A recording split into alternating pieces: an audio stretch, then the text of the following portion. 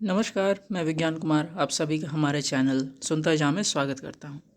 आज हम अध्याय 11वें के यतीन्द्र मिश्र के द्वारा लिखे गए नौबत खाने में इबादत के प्रश्न अभ्यास करेंगे। तो चलिए बिना देरी के शुरू करते हैं। पहला प्रश्न, शहनाई की दुनिया में डुमराव को क्यों याद किया जाता है? उत्तर, मशहूर शहनाई वादक बिस्मिल्लाह खां का जन्म डुमराव गांव में ही हुआ था। इसके अलावा शहनाई बजाने के लिए रीढ़ का प्रयोग होता है। रीढ़ अंदर से पोली होती है जिसके सहारे शहनाई को फूंका जाता है। रीढ़ नरकट से बनाई जाती है जो डुमराव में मुख्यतः सोन नदी के किनारे पाई जाती है। इसी कारण शहनाई की दुनिया में डुमराव का महत्व है। दूसरा प्रश्न, बिस्मिल्लाह खां को शहनाई की मंगल ध्वनि का नायक क्यों कहा गया है? उत्तर, शहनाई ऐसा वाद्य है जिसे मांगलिक अवसर पर ही बजाया जाता है। बिस्मिल्लाह खां शहनाई बजाते थे और शहनाई वादक के रूप में उनका स्थान सर्वश्रेष्ठ था। 15 अगस्त 26 जनवरी शादी अथवा मंदिर जैसे मांगलिक स्थलों में शहनाई बजाकर शहनाई के क्षेत्र में इन्होंने प्रसिद्धि प्राप्त की है। उस्ताद बिस्मिल्लाह खां शहनाई वादन के क्षेत्र में अद्वितीय स्थान रखते हैं। इन्हीं कारणों की वजह से बिस्मिल्लाह खां को शहनाई की मंगल ध्वनि का नायक कहा गया है। तीसरा प्रश्न, सुशीर वाद्यों से क्या अभिप्राय है? शहनाई को सुशीर वाद्यों में शाह की उपाधि क्यों दी गई होगी? उत्तर, सुशीर वाद्य का अभिप्राय है सुराख वाले वाद्य जिन्हें फूंक कर बजाया जाता है।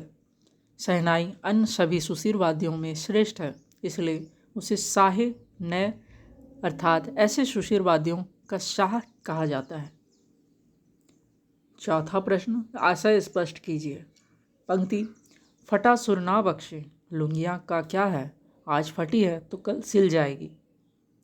उत्तर, यहाँ बिस्मिल्लाह खां ने सुर तथा कपड़े से तुलना करते हुए सुर को अधिक मूल्यवान बताया है, क्योंकि कपड़ा यदि एक बार फट जाए तो दोबारा सिल देने से ठीक हो सकता है, परंतु किसी का फटा हुआ सुर कभी ठीक नहीं हो सकता और उनकी पहचान सुरों से ही थी। इसलिए वह यह प्रार्थना करते हैं कि ईश्वर उन्हें अच्छा कपड़ा अर्थात धन दौलत दें या ना दें, लेकिन अच्छा सुर अवश्य दें। दूसरा पंक्ति, मेरे मालिक सुर बख्श दे, सुर में वह तासीर पैदा करके आंखों से सच्चे मोती की तरह अनगढ़ आंसू निकल आएं। बिस्मिल्लाह खां पांचों वक्त नमाज के बाद खुदा से सच्चा सुर पाने की प्रार्थना करते थे। वे खुदा से कहते थे कि उन्हें इतना प्रभावशाली सच्चा सुर दे और उनके सुरों में दिल को छूने वाली ताकत बख्शे और उनके शहनाई के स्वर आत्मा तक प्रवेश करे और उसे सुनने वालों की आंखों से सच्चे मोती की तरह आंसू निकल जाए। यही उनके सुर की कामयाबी होगी। तीसरी पंक्ति, पांचवा प्रश्न, काशी में हो रहे कौन से परिवर्तन बिस्मिल्लाह खां को व्यथित करते थे? काशी की अनेकों परंपराएं धीरे धीरे लुप्त होती जा रही हैं।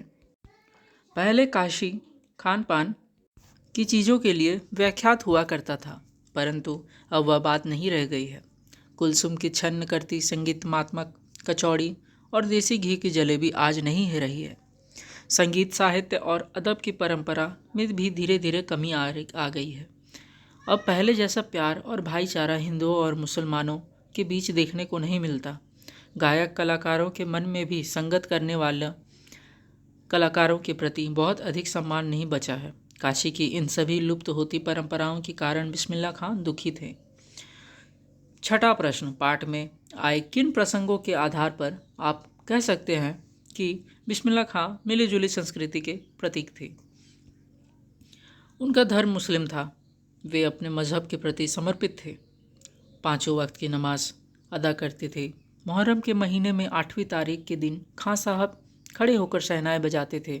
वह दाल मंडी में फातमान के करीब 8 किलोमीटर की दूरी तक पैदल रोते हुए नौहा बजाते थे। इसी तरह इनकी श्रद्धा काशी विश्वनाथ जी और बालाजी मंदिर के प्रति भी थी।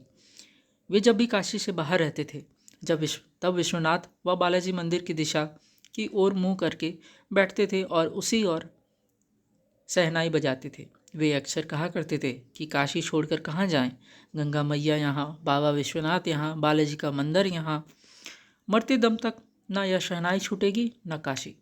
इसलिए हम कह सकते हैं कि बिस्मिल्लाह खां मिले जुले संस्कृति के प्रतीक थे। दूसरा वाक्य, वे वास्तविक अर्थों में एक सच्चे इंसान थे। बिस्मिल्लाह खां एक सच्चे इंसान थे। वे धर्मों से अधिक मानवता, आपसी प्रेम तथा भाईचारे को महत्व देते थे। वे हिंदू तथा मुस्लिम धर्म दोनों का ही सम्मान करते थे। भारत रत्न में सम्मानित होने पर भी उनमें लेश मात्र भी घमंड नहीं था। वे भेदभाव और बनावटीपन से दूर रहते थे।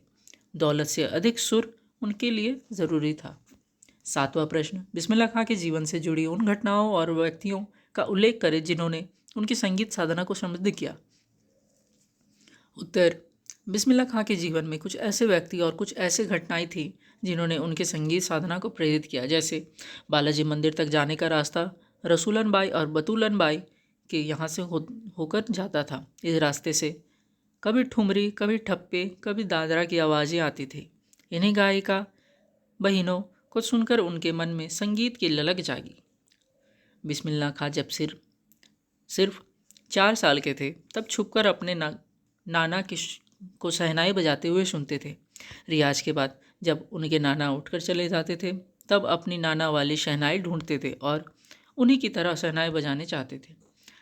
मामू जान अली बख्श जब शहनाई बजाते बजाते सम और पर आ जाते तो बिस्मिल्लाह खां धड़ से एक पत्थर ज़मीन में मारा करते थे। इस प्रकार उन्होंने संगीत में दाद देना सीखा।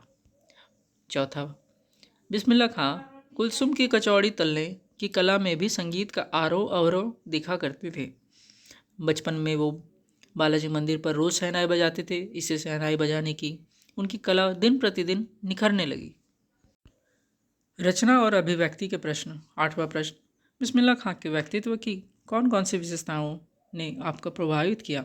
उत्तर, मुस्लिम होने के बाद भी अपने धर्म के साथ साथ वे हिंदू धर्म को भी उतना ही सम्मान देते थे। भारत रत्न की उपाधि मिलने के बाद भी वे पैबंद लगी लुंगियों पहन लेते थे। इससे उनके एक सीधी सादी सरल तथा सच्चे इंसान की झलक मिलती थी। उनमें संगीत के प्रति सच्ची लगन था तथा सच्चा प्रेम था। इसलिए कुलसुम की कचौड़ी तलने की कला में भी संगीत का आरोह अवरोह दिखा करते थे। वे अपने मातृभूमि से सच्चा प्रेम करते थे। शहनाई और काशी को कभी ना छोड़ने की बात करते थे, जैसे शहनाई और खां साहब एक दूसरे के पूरक हो। नवा प्रश्न, मुहर्रम से बिस्मिल्लाह खां के जुड़ाव को अपने शब्दों में लिखे। मुहर्रम पर्व के साथ बिस्मिल्लाह खां और शहनाई का संबंध बहुत गहरा है। मुहर्रम के महीने में शिया मुसलमान शोक मनाते थे, इसलिए पूरे 10 दिनों तक उनके ख़ानदान का कोई व्यक्ति ना तो मुहर्रम के दिनों में शहनाई बजाता था और ना ही संगीत के किसी कार्यक्रम में भाग लेता था। 8वीं तारीख खां साहब के लिए बहुत ही महत्वपूर्ण होती थी। इस दिन खां साहब खड़े होकर शहनाई बजाते थे और दाल मंडी में फातमान के करीब 8 किलोमीटर की दूरी तक पैदल रोते हुए नौहा बजाते हुए जाते थे। इन दिनों कोई राग रागिनी नहीं बजाई जाती थी।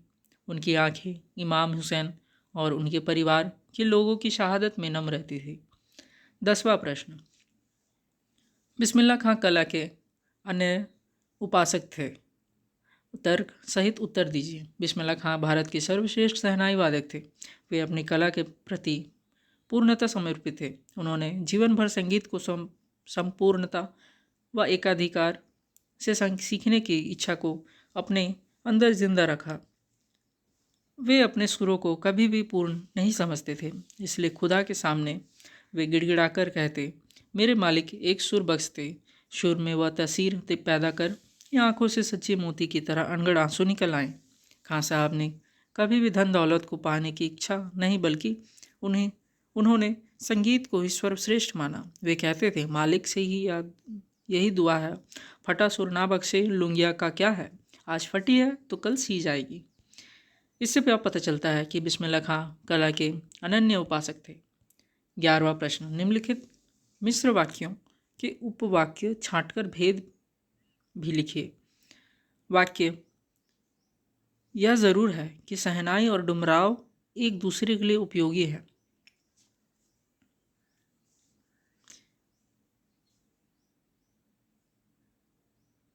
इसका उपवाक्य है, शहनाई और डुमराव एक दूसरे के लिए उपयोगी हैं। भेद है संज्ञा उपवाक्य। दूसरा वाक्य, रीढ़ अंदर से पोली होती है जिसके सहारे शहनाई को फूंका जाता है। उपवाक्य है, जिसके सहारे शहनाई को फूंका जाता है। भेद विशेषण उपवाक्य। निम्नलिखित रीढ़ नरकट से बनाई जाती है जो डुमराव में मुख्यतः सोन नदी के किनारों पर पाई जाती है। उपवाक्य, जो डुमराव में मुख्यतः सोन नदी के किनारों पर पाई जाती है। भेद विशेषण उपवाक्य। उनको यकीन है कभी खुदा यूं ही उन पर मेहरबान होगा, कभी खुदा यूं ही उन पर मेहरबान होगा। संज्ञा उपवाक्य। हिरण अपनी महक से परेशान पूरे जंगल में उस वरदान को खोजता है जिसकी गमक उसी में समाई है, जिसकी गमक उसमें समाई है। विशेषण उपवाक्य। खां साहब की सबसे बड़ी देन हमें यही है कि पूरे 80 बरस उन्होंने संगीत को संपूर्णता व एकाधिकार से सीखने की जिजीविषा को अपने भीतर जिंदा रखा। पूरे 80 बरस उन्होंने संगीत को संपूर्णता व एकाधिकार से सीखने की जिजीविषा को अपने भीतर जिंदा रखा। भेद संज्ञा उपवाक्य। 12वां प्रश्न, निम्नलिखित वाक्यों को मिश्रित वाक्यों में बदलिए। इसी बाल सुलभ हंसी में कई यादें बंद है। यह ऐसी बाल सुलभ हंसी है जिसमें कई यादें बंद हैं। दूसरा वाक्य, काशी में संगीत आयोजन की एक प्राचीन एवं अद्भुत परंपरा है। काशी में जो संगीत समारोह आयोजित किए जाते हैं उनकी एक प्राचीन एवं अद्भुत परंपरा है। तीसरा वाक्य, धत पगली, ये भारत रत्न हमको शहनाइयों पे मिला है, लुंगियों पे नहीं। धत पगली, ये जो भारत रत्न हमको मिला है वो शहनाइयों पे मिला है, लुंगियों पे नहीं। काशी का नायाब हीरा हमेशा से दो कौमों को एक होकर आपस में भाईचारे के साथ रहने की प्रेरणा देता रहा। काशी का वह नायाब हीरा है जो हमेशा से दो कौमों को एक होकर आपस में भाईचारे के साथ रहने की प्रेरणा देता रहा। और इसी के साथ हमने इस अध्याय को पूर्ण किया। आगे की वीडियोस में हम 12वें अध्याय का अध्ययन करेंगे, उसके बारे में जानेंगे, समझेंगे। और अगर हमारी वीडियोस आपको पसंद आते होंगे तो उसे लाइक करिए और हमारे चैनल को सब्सक्राइब करिए। और 10वीं कक्षा के छात्र छात्राओं को इस वीडियो को शेयर करें ताकि वो अपनी परीक्षाओं में उत्तीर्ण हो सके। धन्यवाद।